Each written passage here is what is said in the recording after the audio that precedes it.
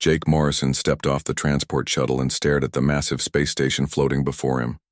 Harmony Prime stretched out like a glowing city in the darkness of space. Lights twinkled from thousands of windows and docking bays. Ships from dozens of different worlds came and went like busy insects around a hive. "Holy cow," Jake whispered under his breath. He had grown up in the mountains of Colorado, but nothing had prepared him for this sight. The Galactic University was the most famous school in known space, and somehow he had made it here. Lisa Grant bumped into him from behind as she also stopped to stare. "Move it, farm boy," she said with a grin, but her voice held the same wonder Jake felt. Lisa had spent her whole life on her family's ranch in Kansas, and like Jake, she had never seen anything this big. Behind them, Tony Rivers let out a low whistle. "Man, this makes Miami look like a small town." Tony had grown up near the beach, in Florida, surfing and working on boats. He thought he knew what big looked like, but this was something else entirely. Amy Stone said nothing, but her eyes were wide as she took in the view. She came from a tiny village in Alaska where the nearest neighbor lived 20 miles away. The sheer number of beings moving around the station made her feel dizzy. The 4 humans had been selected as Earth's first exchange students to the Galactic University. Earth had only joined the Galactic Federation 2 years ago, and most aliens still knew very little about their world or their species. The humans were here to learn, but also to show the galaxy what Earth people were like. They followed the crowd of students through the docking tube into the station proper. The hallways were huge and filled with beings Jake had only seen in pictures. Tall, thin creatures that looked like they were made of colored gas floated past. Bug-like aliens with too many arms and legs clicked across the floor. Blue-skinned beings with gills behind their ears walked alongside rock creatures that sparkled like gems. "Registration is this way," Lisa said, reading the signs that appeared in English as they approached. The translation technology still amazed all of them. They found themselves in a massive hall filled with tables and information booths. Thousands of students milled around, getting their schedules and room assignments. The noise was incredible, even with most species speaking quietly. A being that looked like a large, friendly slug approached their group. Its skin was a soft purple color, and it moved on what looked like a cushion of slime. When it spoke, its voice was gentle and warm. "Welcome, welcome. You must be our new students from Earth. I am Dr. Wellness, your faculty advisor. How exciting to have humans here at last." Jake stepped forward and offered his hand. "I'm Jake Morrison, sir. These are Lisa Grant, Tony Rivers, and Amy Stone." Dr. Wellness looked at Jake's outstretched hand with curiosity, then carefully extended a tentacle-like appendage. Jake shook it gently, trying not to think about how slimy it felt. The human greeting ritual. Fascinating. Now let me get you sorted into your study groups. You'll be taking comparative biology this term, along with students from several other worlds. It will be a wonderful opportunity for cultural exchange. They collected their room assignments and class schedules, then Dr. Wellness led them to a smaller room where other students were already seated. Jake counted about 20 beings around the circular tables, all different species. "Students, please welcome our new classmates from Earth," Dr. Wellness announced. "Perhaps you could introduce yourselves and tell us a bit about your homeworlds." A creature that looked like it was made of shifting blue gas spoke first. Its voice sounded like wind through trees. "I am HFY from the world Nimara. Our world is mostly atmosphere, with floating islands where we live. The gravity is very light and we spend most of our time drifting on the wind currents." Next came an insect-like being with 4 arms and large compound eyes. "I am Krilltalk from Velthara. My world is warm and green, with gentle rains and perfect growing conditions. We live in harmony with the plant life there." A blue-skinned female with gill slits on her neck went next. "I am Mirasan from Aquanis. Our world is entirely ocean, with perfect temperatures and calm waters. We build our cities on the seafloor and swim between them." The final alien student looked like he was carved from crystal, with light refracting through his body in rainbow patterns. "I am Vextor from Gemhart. We live deep underground in vast cavern systems, where the temperature never changes and the walls provide all the minerals we need." Dr. Wellness turned to the humans. "And now our friends from Earth?" Jake cleared his throat. Well, I'm from Colorado, which is a mountainous region. I spend a lot of time hiking and camping in the wilderness. Last summer, I had to scare off a grizzly bear that got into our campsite looking for food. The alien students exchanged glances. HFY's gaseous form seemed to shiver slightly. Lisa spoke next. I'm from Kansas, where my family runs a cattle ranch. We raise cows and grow crops. It's hard work, especially during tornado season. Last spring, we had 3 tornadoes touch down within 10 miles of our house in 1 week. Krilltalk's antennae twitched nervously. Tony grinned as he spoke. I'm from Florida, right on the coast. I love surfing and being on the water. Hurricane season can be rough, though. Last year, we had to evacuate twice, and one storm took the roof off our house. Mirasan's gills fluttered rapidly. Amy, who had been quiet, finally spoke in her soft voice. I'm from Alaska. It gets really cold there, sometimes 40 below zero. I like ice fishing and hunting. One time I fell through the ice into a lake and had to walk 2 miles home in wet clothes. The silence that followed was complete. Even Dr. Wellness seemed frozen in place. Finally, HFY spoke in a voice that was barely a whisper. Did you say grizzly bear? What is a grizzly bear? Jake looked confused. Oh, they're just big predators. Brown bears, about 8 feet tall when they stand up. They're everywhere in the mountains. You just have to be careful around them. Predators? Krilltalk's voice rose to a high pitch. 8 feet tall, how do you survive? You make noise when you hike so you don't surprise them, Jake said, still looking puzzled by their reaction. Most of the time they leave you alone if you don't get between a mother and her cubs. Lisa looked around at the stunned faces. Are there no large animals on your worlds? Large animals, Mirasan gasped. The biggest creature on Aquinas is maybe the size of your hand. Dr. Wellness cleared his throat nervously. Perhaps we should discuss Earth's classification. According to our records, Earth is listed as a Class 3, garden world with mild weather and peaceful conditions. Amy frowned. Mild weather? We get blizzards that dump 6 feet of snow in one night, and hurricanes that destroy entire cities, and tornadoes that can throw cars around like toys. The alien students stared at her in horror. Tony nodded. Yeah, and earthquakes, and volcanic eruptions, and floods, and droughts, and wildfires. Pretty. Normal stuff. Normal? Vextor's crystalline body was pulsing with different colors. These things happen regularly? Sure, Lisa said. Weather's always changing. That's just life. Dr. Wellness was frantically checking something on his data pad. His purple skin had turned a sickly gray color. I think, he said slowly, we may need to review Earth's planetary classification. The room fell silent again as the implications of what the humans had casually revealed began to sink in. Jake looked around at the terrified faces of his new classmates and wondered what he had said wrong. Back home, bear encounters and tornado warnings were just part of growing up. He had no idea that he had just described conditions that would be considered uninhabitable by most of the galaxy. Tja, first day of classes was going to be more interesting than anyone had expected. The next morning, Jake woke up in his dorm room feeling sore. The bed was too soft and the artificial gravity felt strange.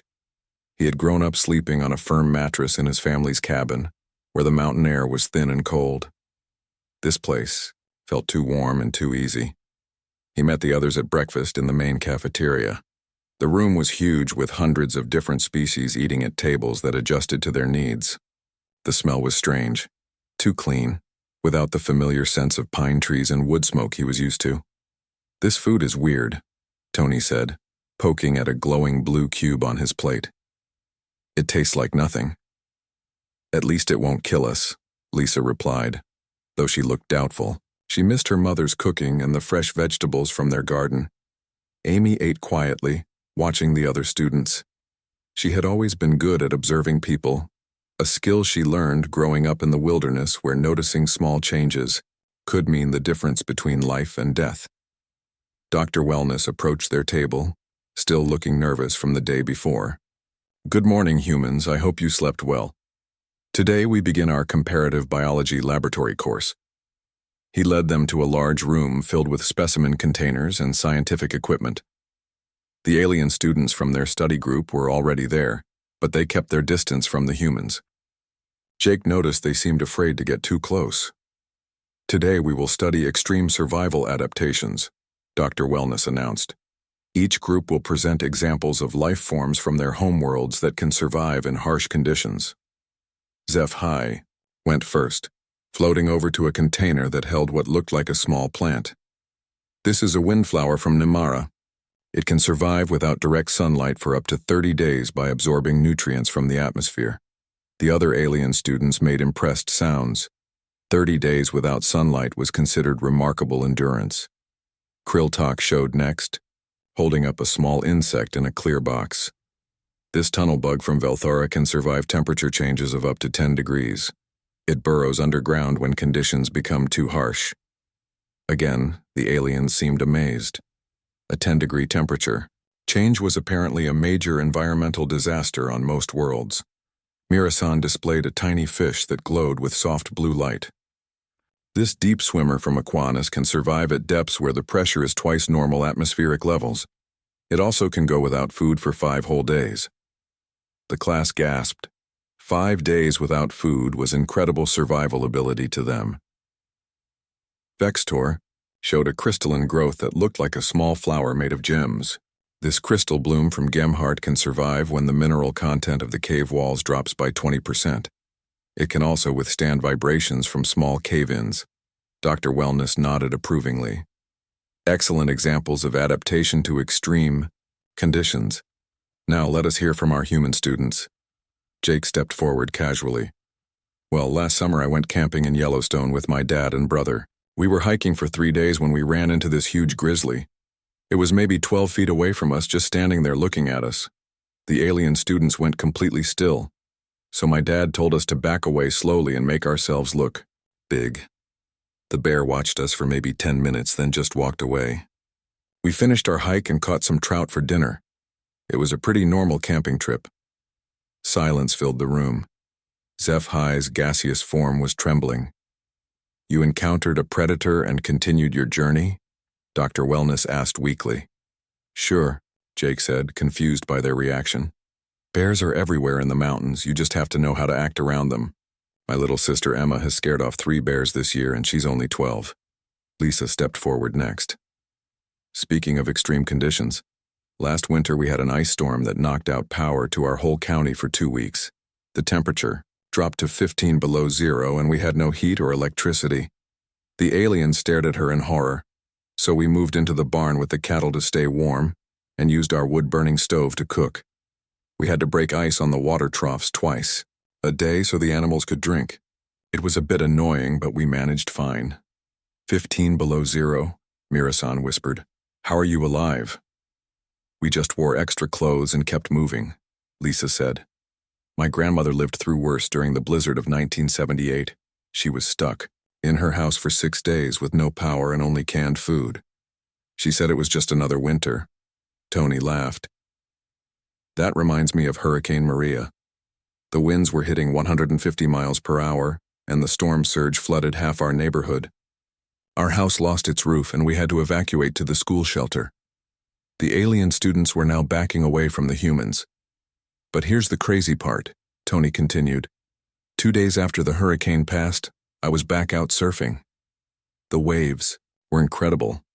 My buddy Carlos and I caught some of the best waves of our lives in all that storm debris. You went into the water after this hurricane?" Krilltalk's voice was so high it was almost a squeak. "Well, yeah. You have to watch out for floating junk and broken glass, but the waves were perfect. We saw a bull shark, but it wasn't interested in us." "Bull shark?" Vextor's crystal body was flashing red warning colors. Amy finally spoke, her quiet voice somehow carrying across the room. "When I was 8, I fell through the ice while checking our fishing lines. The water was so cold, it felt like knives cutting into my skin. I had to swim under the ice for about 20 feet to find the hole again. The room was deadly quiet. I climbed out and walked home, but my clothes froze solid before I got there. My mom had to cut the ice off my jacket with a knife. I got frostbite on 3 toes, but they healed up fine. I still go ice fishing in that same spot. Dr. Wellness was frantically typing on his data pad. Students, I need to check something in the planetary database. Please continue your discussions quietly. Jake looked around at his terrified classmates. Is everything okay? Did we say something wrong? HFY floated closer, but stopped several feet away. Jake, when you say bears are everywhere, how many bears? Oh, thousands. Maybe tens of thousands in Colorado alone. They come down into the town sometimes looking for garbage. Last month one broke into the Johnsons' kitchen and ate everything in their refrigerator. And these bears hunt humans? Krilltalk asked. Not usually. They mostly eat plants and fish. But if you surprise one or get between a mother and her babies, they might attack. People get killed by bears every year. Every year? Mira-san's gills were flapping rapidly. Well, yeah. Bears, mountain lions, rattlesnakes, lightning strikes, flash floods, avalanches. Colorado's a dangerous place if you're not careful. Lisa nodded. Kansas isn't much better. We've got tornadoes, flash floods, blizzards, droughts, and hailstorms that can kill cattle, plus rattlesnakes, coyotes, and brown recluse spiders. What is a brown recluse spider? Vextor asked, though he looked like he didn't want to know. Poisonous spider about the size of a quarter. Their bite rots your flesh. We find them in our basement all the time. Amy added quietly. Alaska has polar bears, brown bears, black bears, wolves, wolverines, moose, and temperatures that drop to 60 below zero, plus avalanches, blizzards, and 6 months of darkness every year. Tony shrugged.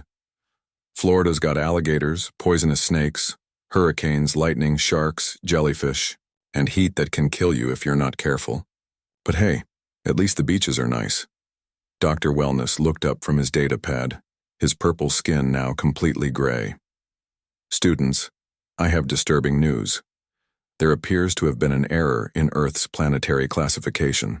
According to these readings, your world should be classified as a Class 3 Death World, the alien student screamed. But that's impossible, Dr. Wellness continued, his voice shaking.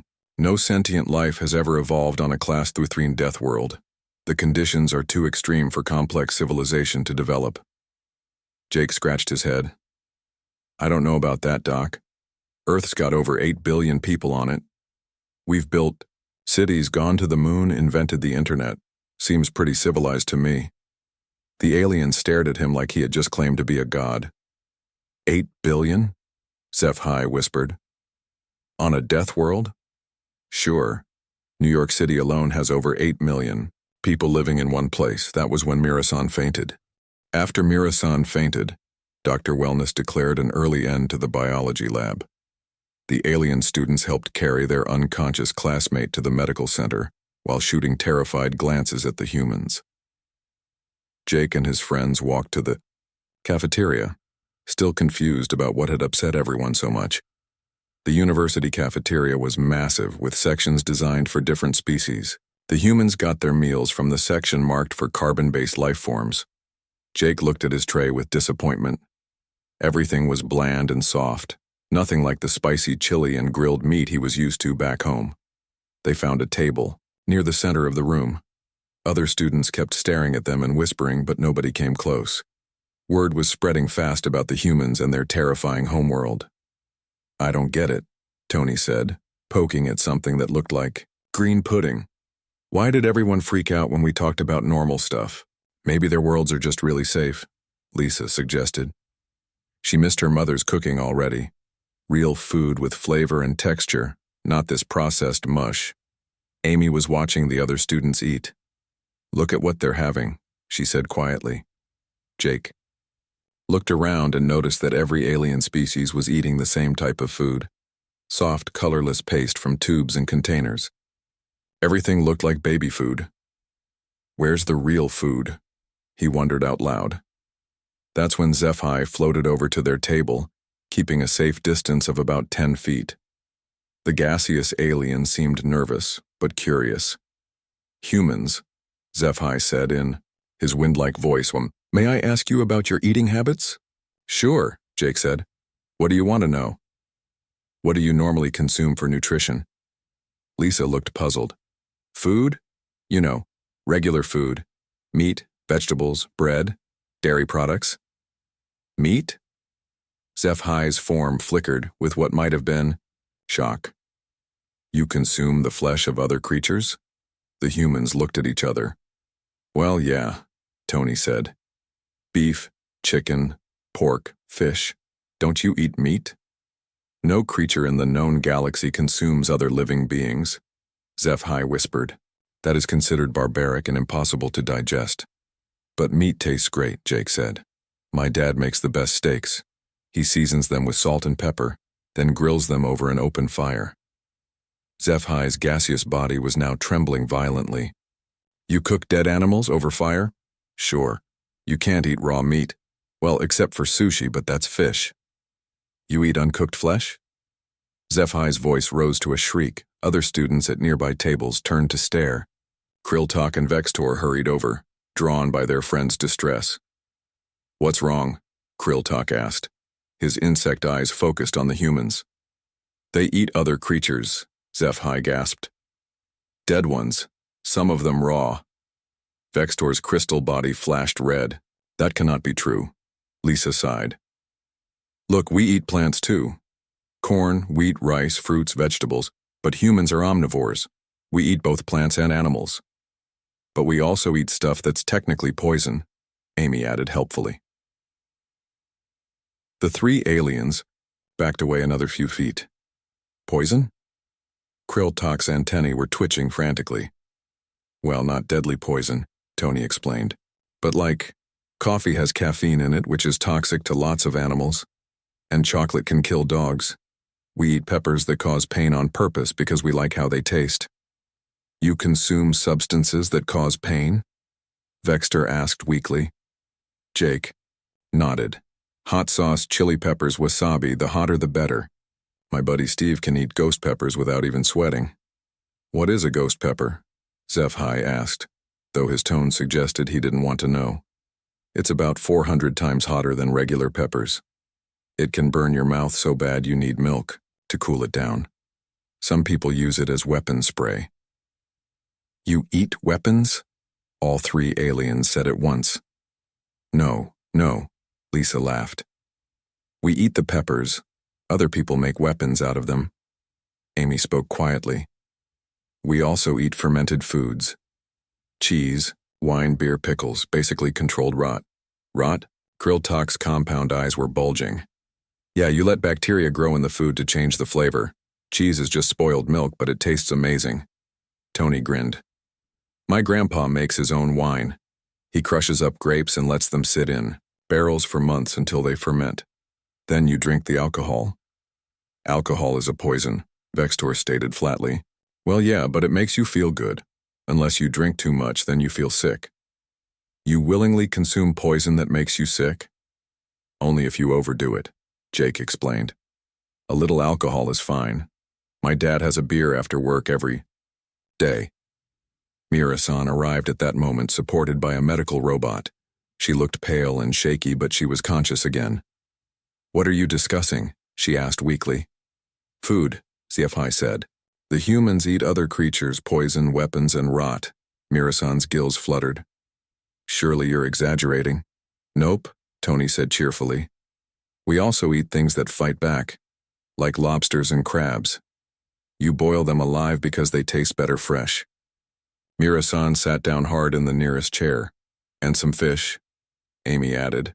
In Japan, they eat a fish called fugu that can kill you if it's not prepared right. People pay extra to eat it because of the danger. You pay more for food that might kill you? Krilltalk asked in disbelief. The risk is part of the fun, Jake said. Like Russian roulette, but with dinner. What is Russian roulette? Vextor asked. Oh, that's a game where you put one bullet in a gun and spin the chamber, then take turns pulling the trigger. Last person alive wins. All four aliens stared at him in complete horror. That was a joke, Jake said quickly. Russian roulette is real, but it's not fun. It's stupid and dangerous. But people play it? Mira-san whispered. Some people do stupid things, Lisa said. Most humans aren't that crazy. Most? HFY asked. Tony shrugged. Well, there are extreme sports. Skydiving, bungee jumping, mountain climbing, freediving with sharks. You jump out of flying vehicles for entertainment? Krilltalk's voice had gone very high. Sure, you jump out of a plane with a parachute and fall for a while before pulling the cord. It's a rush. And you swim with predators voluntarily? Mira-san asked. Sharks aren't that dangerous if you know what you're doing, Tony said. I've been diving with them lots of times. Bull sharks, reef sharks, even saw a hammerhead once. Amy nodded. In Alaska, people swim with whales. Killer whales. Killer whales. All four aliens gasped. They don't usually kill people, Amy explained. The name is misleading, but they're massive. Bigger than most of your transport ships. Vextor was flashing so many colors he looked like a rainbow having a seizure. You share your oceans with creatures larger than starships? Oh yeah. Blue whales can be over 100 feet long. Sperm whales can dive over 7,000 feet deep. The oceans, full of huge stuff. What else lives in your oceans? Mira-san asked, though she looked like she was regretting the question. Giant squids, great white sharks, jellyfish that can kill you with one sting, electric eels, stingrays, sea snakes, octopi that can change color and squeeze through any opening, Tony said, counting on his fingers. And people swim in these oceans? HFY asked weakly. Every day, millions of people swimming, surfing, diving, fishing. For fun? For fun? Jake looked around at their horrified faces. Are your oceans different? Mira-san nodded slowly. On Aquanus, the largest creature is smaller than your hand. The water is always calm and warm. There are no dangerous currents or predators. That sounds boring, Tony said. Boring? Mira-san stared at him. It's paradise. Maybe, Jake said. But where's the challenge? How do you test yourself? Test yourself? Krilltalk asked. Why would you want to test yourself? The humans looked at each other, realizing they had stumbled onto something fundamental. How else do you know what you're capable of? Lisa asked. How do you grow stronger if nothing challenges you? The four aliens had no answer for that. They sat in stunned silence, trying to process the idea that the humans actually sought out danger and difficulty on purpose. Finally, HFY spoke. Your species chooses to live this way? We don't really have a choice, Amy said quietly. Earth is what it is. We adapt or we die. But you could leave, Vextor pointed out. Find safer worlds. Jake laughed. Why would we want to do that? Earth is home. And with that simple statement, the aliens realized something that chilled them to their cores. The humans weren't trapped on their death world by circumstance or lack of technology. They were there by choice. They actually liked it. 3 days later, Dr. Wellness called for a special presentation session. Word had spread throughout the university about the humans and their impossible homeworld. Students from other classes were requesting permission to attend. The lecture hall was packed with curious and terrified aliens. Today, our human students will share images and information about their homeworld, Dr. Wellness announced. His purple skin still looked gray with worry. Please remember, this is an educational presentation. Jake stood up with a data pad containing photos and videos from Earth. He had no idea what he was about to unleash on the assembled aliens. So this is where we live, Jake said, activating the large display screen. The first image showed a beautiful mountain landscape with snow-capped peaks, green forests, and a clear blue lake. The aliens murmured appreciatively. It looked peaceful and lovely. This is the Rocky Mountains in Colorado where I grew up, Jake continued. Those peaks are about 14,000 feet high. The air is thin up there and temperatures can drop below freezing even in summer. Some aliens shifted uncomfortably, but it still seemed manageable. Here's a video my dad took last summer when we went hiking.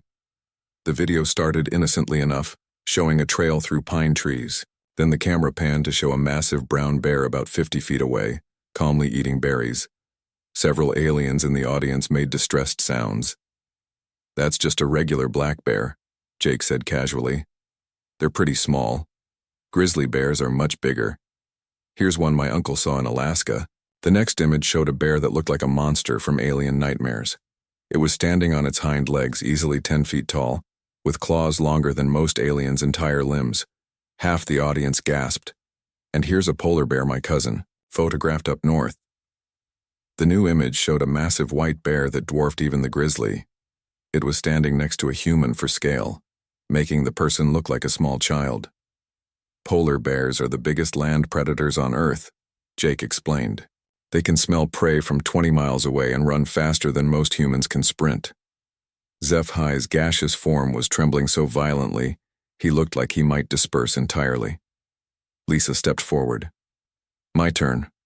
This is Kansas, where I grew up. The screen showed endless fields of wheat and corn under a big blue sky. It looked peaceful until Lisa started the next video. This was taken during tornado season last spring. The video showed a massive funnel cloud stretching from the ground to the sky, spinning with incredible violence. The sound was terrifying, like a freight train mixed with screaming wind. That tornado was only an F2, Lisa said. Pretty small. F5 tornadoes can destroy entire cities, wind speeds over 300 miles per hour. The audience was dead silent. Here's what our farm looked like after a hailstorm last summer. The image showed cars with windows smashed out and dents covering every surface. Ice balls the size of baseballs covered the ground. The hail was golf ball sized that day. Sometimes it gets bigger than softballs. Can kill cattle if they get caught in the open. Mira-san made a small whimpering sound. Tony took over next. This is Florida, my home state. The screen showed beautiful beaches with crystal blue water and white sand. The aliens relaxed slightly. Looks nice, right? Here's what it's like during hurricane season. The video that followed was pure chaos. Palm trees bent horizontal by wind. Cars floating down streets turned into rivers. Buildings with their roofs torn off. The sound was like the end of the world. That was Hurricane Ian, Category 5 storm. Winds hit 185 miles per hour. Storm surge was 20 feet high. The audience was backing away from the screen as if the hurricane might come through it. But the waves after a hurricane are incredible for surfing. Here's me and my buddy Carlos the day after the storm. The video showed Tony riding waves that looked like moving mountains, with debris floating everywhere and dark storm clouds still overhead. You went into the water immediately after that destruction? Krill Talk asked in disbelief. Best waves of the year, Tony grinned. You just have to watch out for floating junk and sharks. The storms stir them up. More sharks? Oh yeah, bull sharks, tiger sharks, hammerheads. Here's a great white I saw while diving last month. The image showed a massive shark with rows of razor teeth, easily 20 feet long. Tony was in the water next to it, giving a thumbs up to the camera. The audience erupted in panic. Several aliens fainted. Amy stepped forward quietly. This is Alaska. The screen showed a landscape that looked like an alien world, endless white in every direction, with mountains that disappeared into gray clouds. This is winter. It lasts about 8 months. Temperatures hit 60 below zero. The sun doesn't come up for 3 months in the far north. The temperature readings on the screen made the aliens' translation devices malfunction. 60 below zero was colder than the vacuum of space. Here's a normal day checking the trap lines. The video showed Amy walking across snow so deep it came to her waist and temperatures so cold her breath froze instantly. She was checking animal traps, pulling dead rabbits and foxes from steel contraptions. I was 12 when I took this video. Dad was teaching me to hunt and trap. 12? Vextor's crystal body was flashing emergency colors. Your children do this? Kids grow up fast in Alaska. Have to. Here's my little brother Tommy last winter. He's 8. The video showed a small child on skis, racing down a mountain slope. That looked nearly vertical. He was laughing as he jumped over rocks and trees. 8 years old? HFY whispered. Tommy's pretty good for his age. He wants to try ice climbing next year. Dr. Wellness stood up shakily. Students, I must check. Something urgently. Please continue your cultural exchange while I access the planetary database. Jake looked puzzled but continued. Oh, here's some cool wildlife footage. This is from Yellowstone National Park. The video started with what looked like a peaceful meadow. Then a herd of massive shaggy beasts thundered across the screen. Buffalo, Jake explained.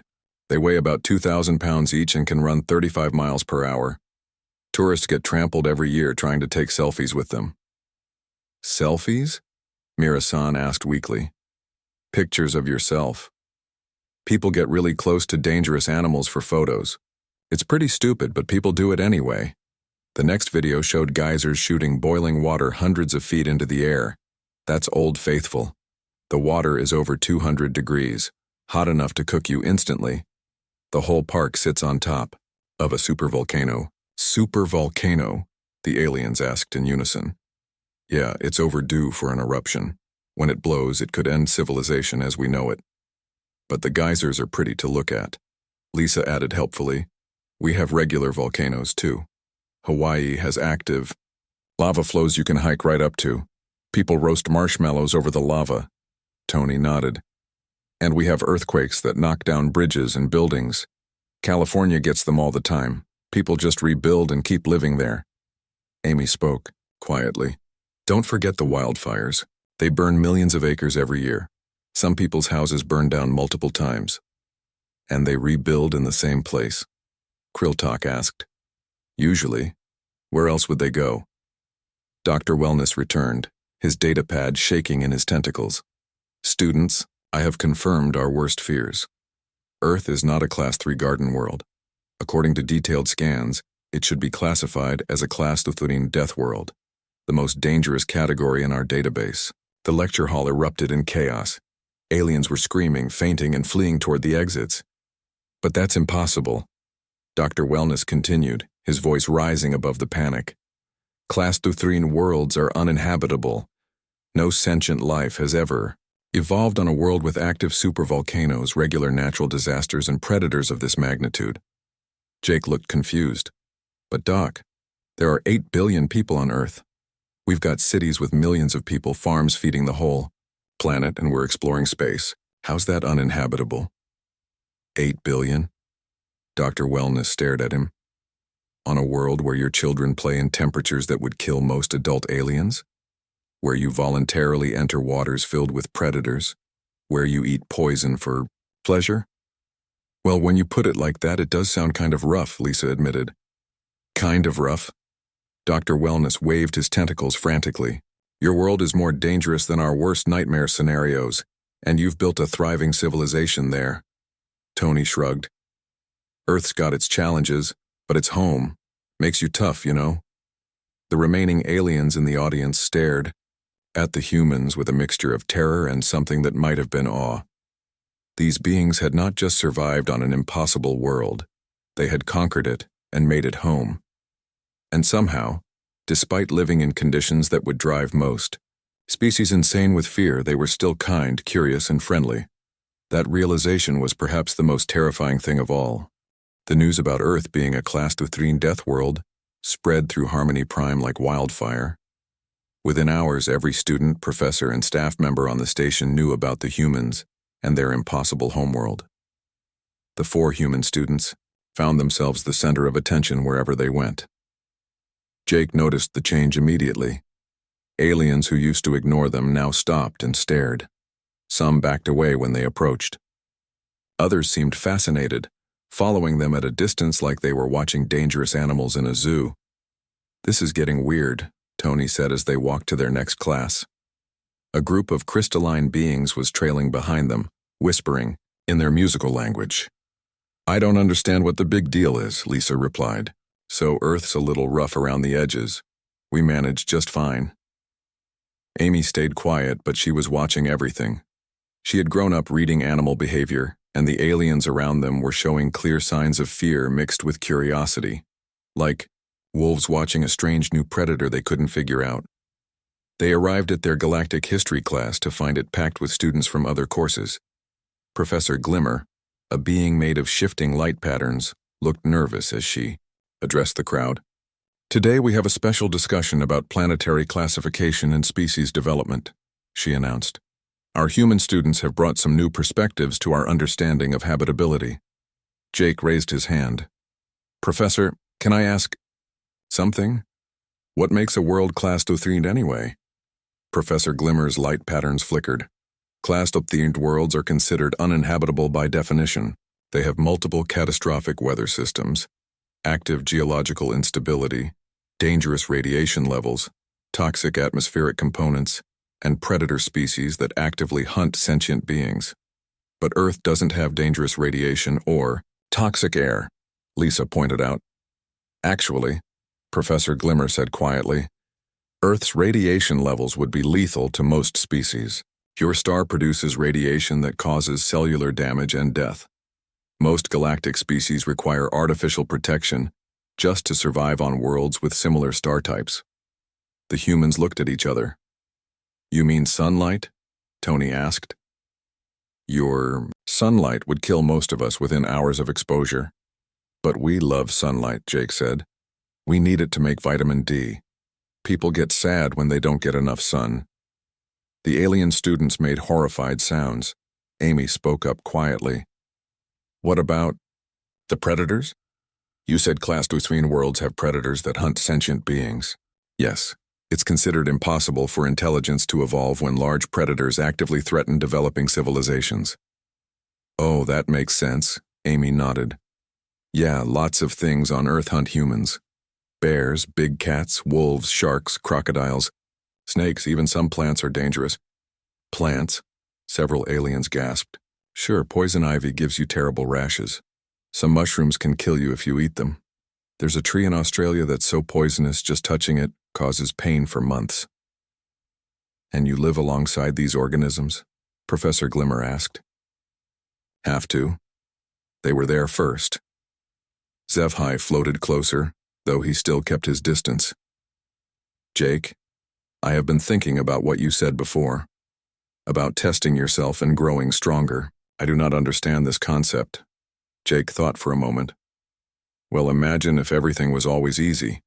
If you never faced any challenges or problems. You'd never learn anything new, right? You'd never find out what you're capable of.